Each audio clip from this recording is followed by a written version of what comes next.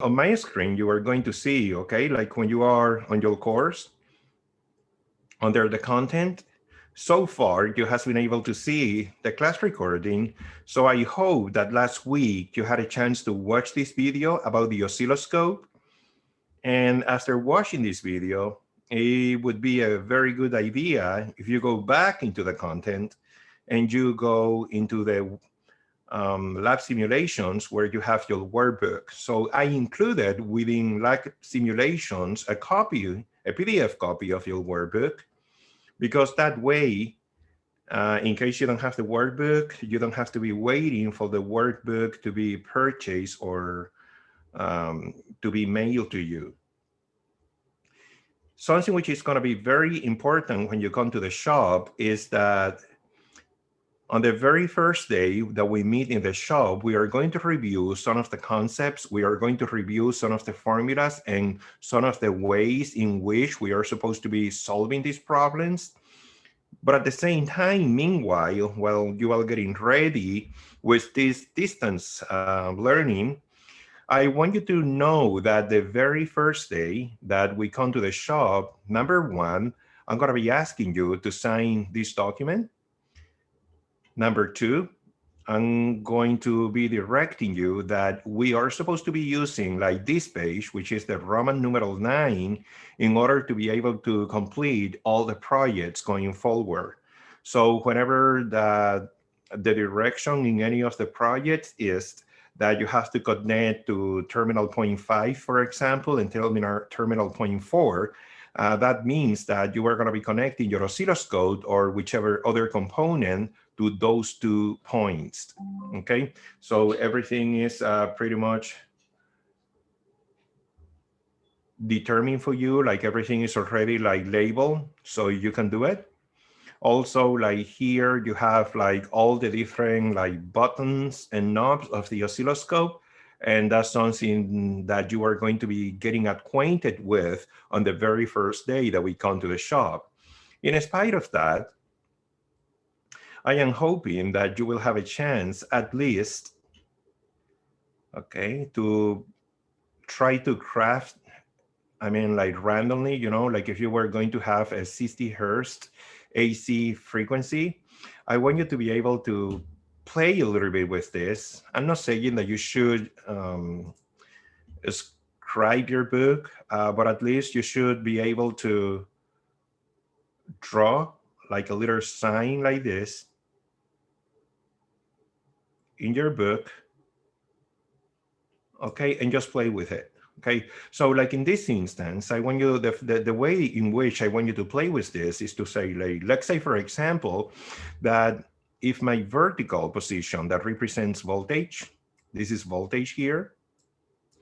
If my voltage division is 5 volts, that means that from here, from the 0 line, this is the 0 voltage line, this line in here, which is also called the neutral plane.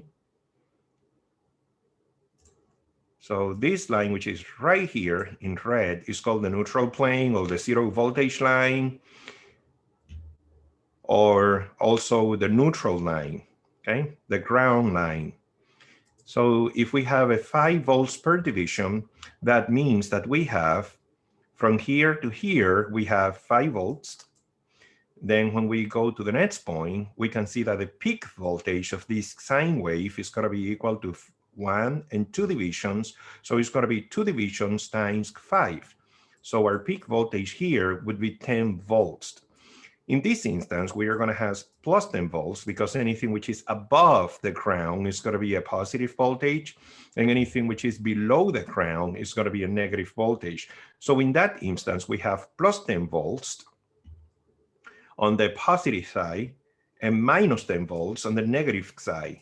Okay, so if I were to ask you what is your peak-to-peak voltage, this is called EP to peak. So our E peak-to-peak voltage is equal to the peak of either voltage, in this case 10, times 2. Okay, because the peak-to-peak is how much voltage we have from here to here. Also, if we were going to count the divisions we have, 2 divisions above the ground and 2 divisions below the ground. So we have in total 4 divisions. So 4 divisions times 5, that would give you as well 20 volts. Okay, also, like if you were going to play a little bit with frequency, then if we decide to say that, and you can change this randomly in the lab, of course, because you are going to be measuring a definite quantity, you are going to be using 5 milliseconds per division. And this is the horizontal division. So with this, on this horizontal plane, we are going to measure time. When we are going to measure frequency, we have to measure the frequency from here, from the beginning of the sine wave, okay, all the way until the end of the sine wave. And we are going to measure one cycle. We have to measure one full cycle. When we measure one full cycle, like in this case, we have 1, 2, 3, and 4. We got 4 divisions. So that would mean that the total time, the length of time that we have for this is equal to 5 milliseconds per division times 4 divisions that we have. Remember, 4 divisions from here to here for one full cycle. So that would be equal to 20 milliseconds. Now that we know how many milliseconds we have for one cycle, we are going to convert this to seconds so we can apply this into our formula and we can find our frequency.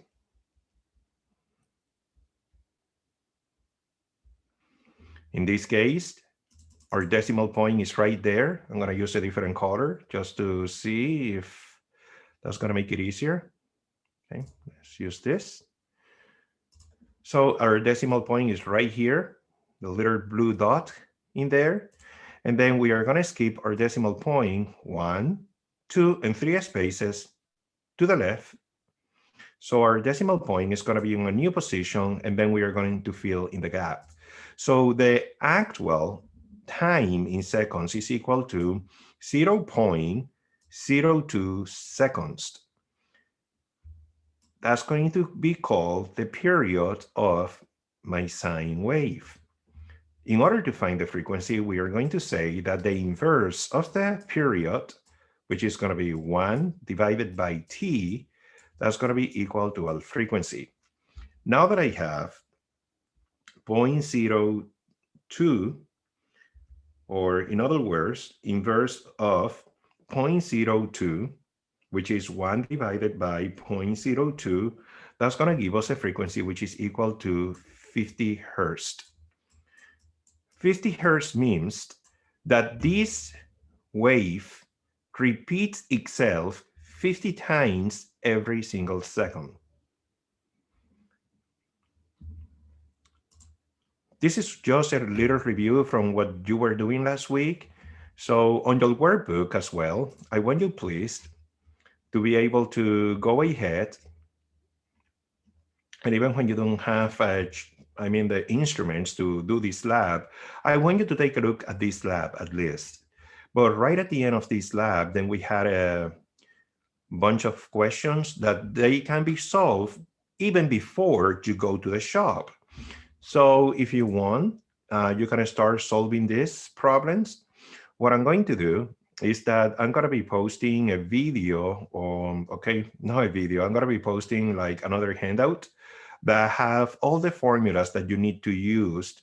And because you haven't done the project, this is just exploratory, okay? I'm not going to be spending time at this moment explaining each individual problem because I would be doing the lab for you then, and that's not the point. That would defeat the purpose. However, I'm going to give you all the formulas that we are going to use in order to find all these solutions, and I'm going to let you explore the information. I'm just going to let you play with the information. If you happen to have any questions, you can send me an email, or you just can wait until we start getting into the shop, and then everything is going to become very, very clear because you are going to be able to work with all the instruments. So just at the end now, something that I want you to do as well today is that I want you please to go to this AC sine wave presentation under the alternating current folder. So click on it and just browse the different slides, okay? So this is talking about that we have DC, which is the red current, we have AC, and if you would go into your book and read the chapter, that would be very, very helpful. As I mentioned before, this is a topic that is going to be thoroughly covered in AC fundamentals. And the only thing that we need to know from this pretty much is that there's two different types of currents, which is direct current and AC current. And also we need to get acquainted with the different formulas so we can determine what is called instantaneous voltage, like you can see in here, and that we can determine that peak-to-peak value that I was telling you about, and that you can determine that peak value that I just showed you on the oscilloscope today. And also with the formulas that I'm going to be posting, you are going to be able to see this RMS, which means root mean square. And I just want you, please, guys, to take the time, relax, take the time, explore, and do whatever you feel comfortable doing. Okay? Once we are in the shop, everything is going to become way more clear. So once you finish doing that, I want you please to watch this video as well on how alternating current is produced. It's a very short video, but it's very, very informative. And at the end of the day, like you feel bold, go ahead and complete this quiz. It's not full marks, and this is just optional. It's just to give you a boost and to get you prepared towards the time when we are going to be writing a midterm. So I wish you the best, guys, and have a beautiful day.